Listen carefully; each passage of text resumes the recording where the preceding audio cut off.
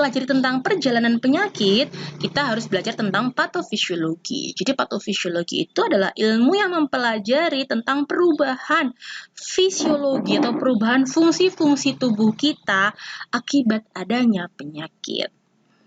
Nah, jadi patofisiologi tadi adalah ilmu yang sebenarnya cukup lumayan berat ya untuk teman-teman kedokteran, teman-teman keperawatan sudah pasti tahu bahwa berat sekali untuk ilmu ini ya. Tapi teman-teman tidak usah khawatir karena ini untuk administrasi rumah sakit dan untuk rekam medis maka tidak akan sedetail atau sedalam yang dipelajari oleh teman-teman di tim medis.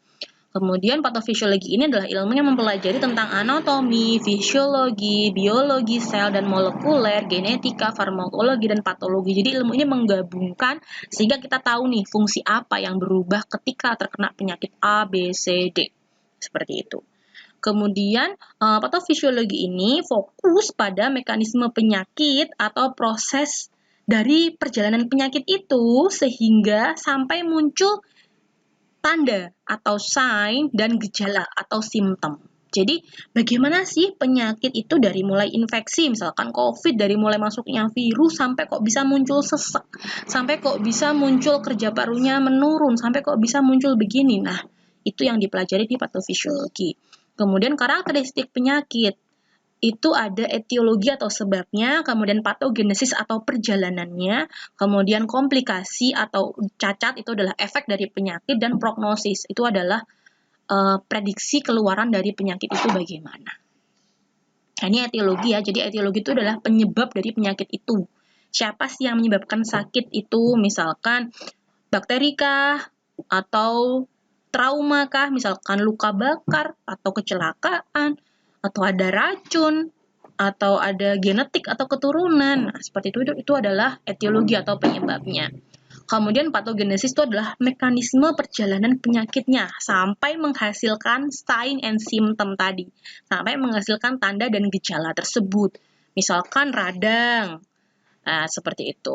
Nah, kemudian manifestasi klinis itu adalah perkembangan penyakit ya. Jadi perkembangan penyakit, manifestasi itu pada awal perkembangan penyakit, agen atau manusia ya, dia sudah membuat perubahan fisiologis tapi belum bisa menunjukkan gejala, disebut sebagai stadium subklinis. Jadi misalkan gini, misalkan ketika ada infeksi atau ada virus, bakteri masuk ke tubuh kita, sebenarnya tubuh kita ini sudah merespon, tapi tidak muncul gejala karena masih dalam stadium subklinis, jadi belum demam, belum nyeri, belum sakit, dan sebagainya.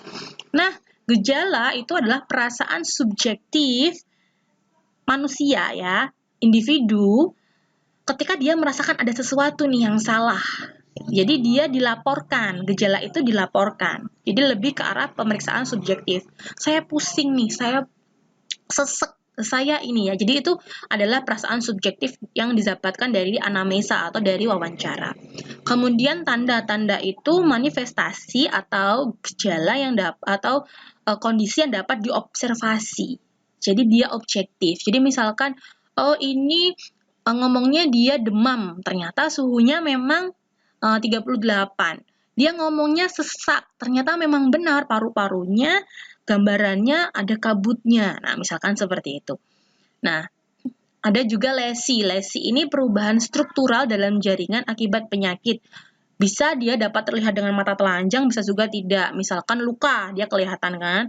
Atau kalau lukanya kecil, yang mikroskopis itu nggak kelihatan. Atau lukanya di dalam, ternyata dia nggak kelihatan, harus di USG baru kelihatan misalkan.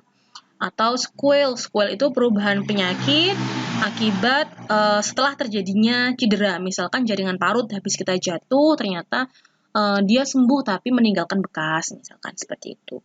Ataupun komplikasi. Komplikasi ini adalah keadaan yang tidak diduga atau penyakit sekunder yang merupakan efek dari penyakit tersebut. Jadi misalkan seseorang yang dia pada awalnya itu mengalami infeksi COVID misalkan. Ternyata pada akhirnya dia setelah sembuh dari COVID, dia punya pneumonia atau dia punya penyakit lain sebagai dampak yang memang tidak bisa dihindari dari penyakit tersebut. Seperti itu. Misalkan peritonitis, jadi dia mengalami radang di rongga perut akibat usus buntu atau appendicitis. Jadi appendicitis itu kan radang usus buntu. Jadi ketika radang itu pecah, ternyata dia dapat menimbulkan infeksi di perutnya, atau habis pembedahan ternyata ada peritonitis di perutnya, seperti itu.